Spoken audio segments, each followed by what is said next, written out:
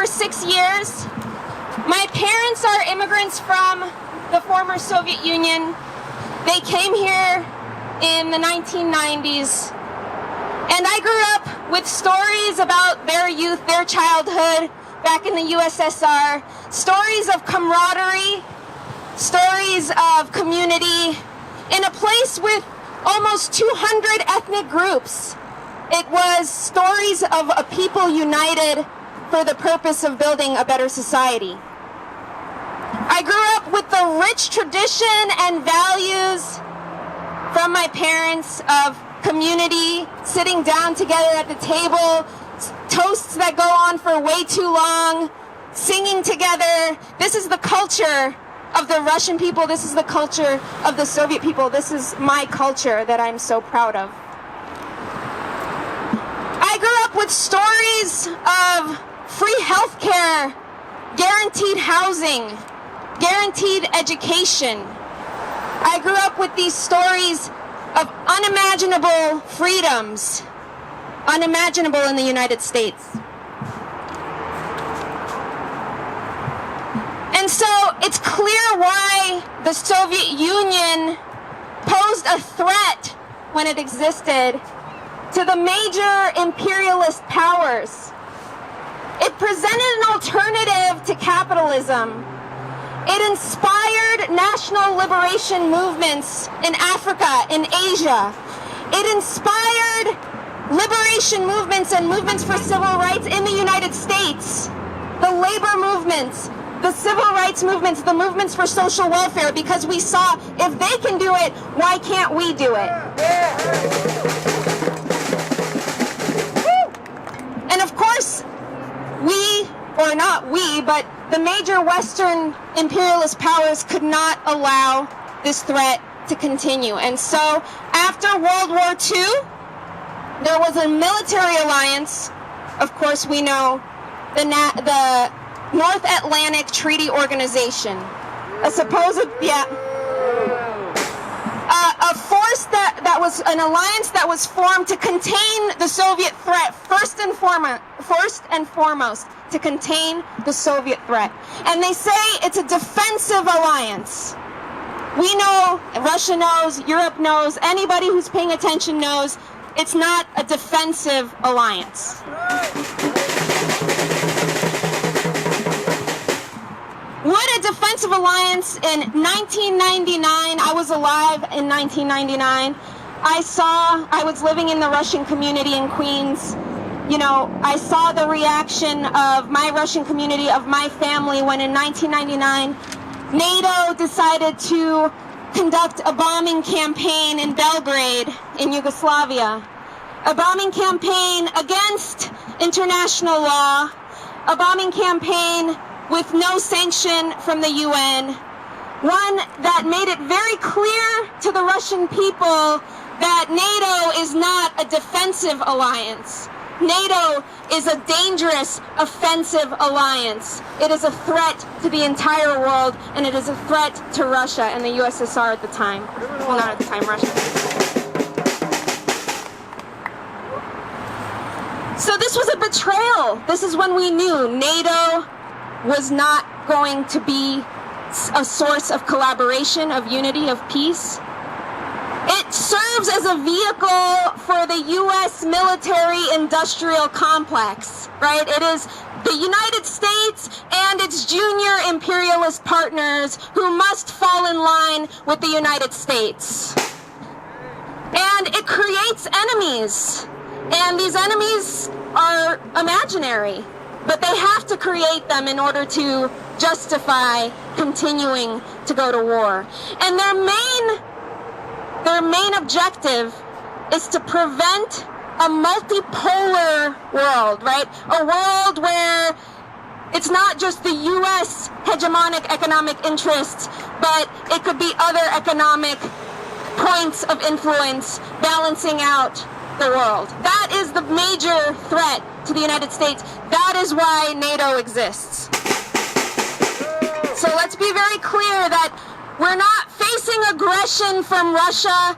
We're not facing the threat of a Russian invasion of Ukraine. What we're facing is the endless drive towards expansion and war by NATO and the countries in the NATO alliance.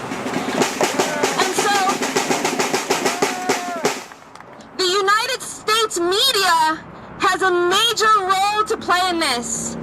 The mainstream media is unified in their message, lockstep anywhere you look, right? CNN, Fox News, New York Times. The opening of the Olympics was more about will Putin invade Ukraine than it was about any kind of Olympic topic, right? That we are hearing it and seeing it everywhere we look. The media is unified in its message. Russia is the aggressor. Russia is committing heinous acts. We must stop Russia. We must intervene in Russia. So let's talk about what is actually happening, because we all know that that's a lie.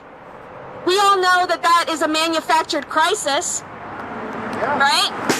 Just like the manufactured crises that led us into Iraq and led us into Syria and led us into Afghanistan and led us into Libya and left those countries in ruins. That was based on lies.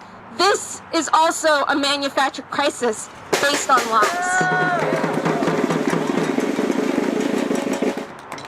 What's actually happening is that in 1990, right, the U.S. promised Gorbachev, as a critical condition to the collaboration and coexistence of the Western and the Eastern Bloc, that they would not move 1 inch eastward, that NATO would not expand 1 inch eastward. That was the promise made to the Soviet Union at the time, in 1990. Since that time, there have been 5 major waves of NATO expansion towards the Russian border. And with every expansion, Russia stood up and said, this can't happen. And they were ignored, right? They kept expanding closer and closer to the Russian border. And now Russia has drawn a red line. Russia said, we will not allow Ukraine to become part of NATO. We will not allow the United States or any NATO country to build or install advanced military infrastructure on the Ukrainian border, just like we would not allow any other country to build or install advanced military infrastructure on the U.S.-Mexican border or on the U.S.-Canadian border. This is not a demand that's coming from the offices of Putin or the offices of the Kremlin, right? This is the demand of the masses of Russian people. They need the security and the assurance that they will not have U.S. forces at their border, because they are still feeling the impact of the death and destruction of World War II. No family in Russia or the USSR was left untouched by the destruction and the death of World War II. 27 million people died in that war from the USSR. 93% of men ages 17 to 21 perished in that war. My grandfather fought in that war in the Soviet army, and he made it out alive. But a lot of his friends and a lot of his family are no longer with us because of that war. And so the people in Russia are not strangers to the threat of foreign aggression. We can only conceptualize it here in the United States, the threat of someone invading and killing a major portion of our population, but they are not strangers to that threat. It still impacts them. The demographic crisis of losing so many people, so many young people at that time, still impacts their economy to this day. And not only are they not a stranger to the idea of an external aggressor, but specifically through Ukraine, because that is the major pathway into Russia, is through Ukraine. So we can see why Russia is making these very reasonable demands to not have NATO set up on its border. We can see that Russia is not the aggressor. And yet, the United States has called this, the demand, a non-starter. and by doing so has climbed the escalation ladder towards a full-scale nuclear war. So, I think we've already established Russia has no plans to invade Ukraine. And I know this as somebody who watches Russian media, who's in the Russian community, but the Ukrainian government itself does not believe that Russia has plans to invade Ukraine. But that is not the story in the U.S. media, obviously, like I've just demonstrated, right? But the thing that we have here with us together is that we know the people don't want war. Whatever it is that they do believe, whatever they're being fed in the media, they know we don't need war and we don't want war. We are dealing with global scale crises, climate change, a pandemic that has gone on for 2 years, deepening inequality and poverty. These are global crises that require peace and collaboration between major countries. The kind of peace and collaboration that Russia and China are actually trying to achieve. That's right. That's right. Even NATO members, Germany, France, Italy, Hungary, are seeing the insanity of U.S. drive to war and are trying to walk back to de-escalate this insane drive towards nuclear war. And to be honest, this crisis, it has a solution. It could end today. If the United States chooses to end it, it could end today. That's right. End it. But it's up to the masses of people in the United States who have the power to combat the media narrative. People like us here, people on social media, us speaking to our families and telling them, hey, if you don't want nuclear war, stand up. I know you don't want nuclear war. That's right. So stand up. Let's spend the money that would be spent on World War III. Let's spend it here. Let's spend it on housing and jobs and education and healthcare. Let's spend it to end this pandemic. Let's spend it to solve the climate crisis, right? Yeah. Because this war won't do anything for us. And this war would not do anything for the people in Russia, and especially the people in Europe. Those will be the major victims. That's where the death will be in this war. And so the Party for Socialism and Liberation says, first of all, no war in our name. We stand against war, and we stand for the abolition of NATO. NATO should be abolished. It has no place in the world. It is a threat to the peace of the entire globe. And what we need is global collaboration, right?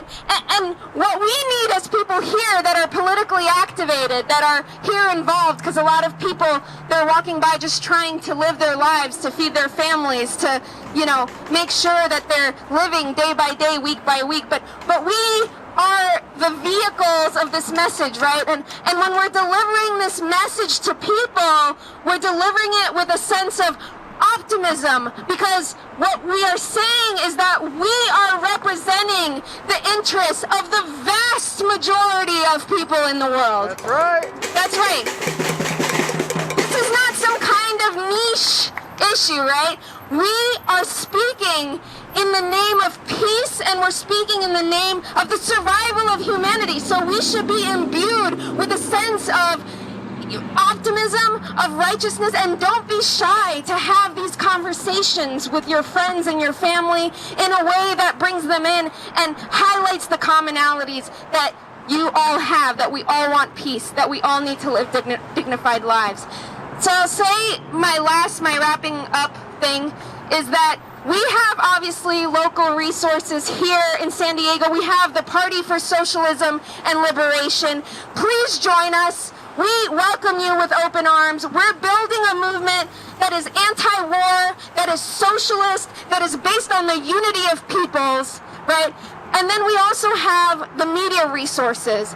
We understand that there's a need for an alternative media in the United States. So we are, you know, in addition to all the great alternative media that is already out there, we are also building the voice of the people. It's called Breakthrough News.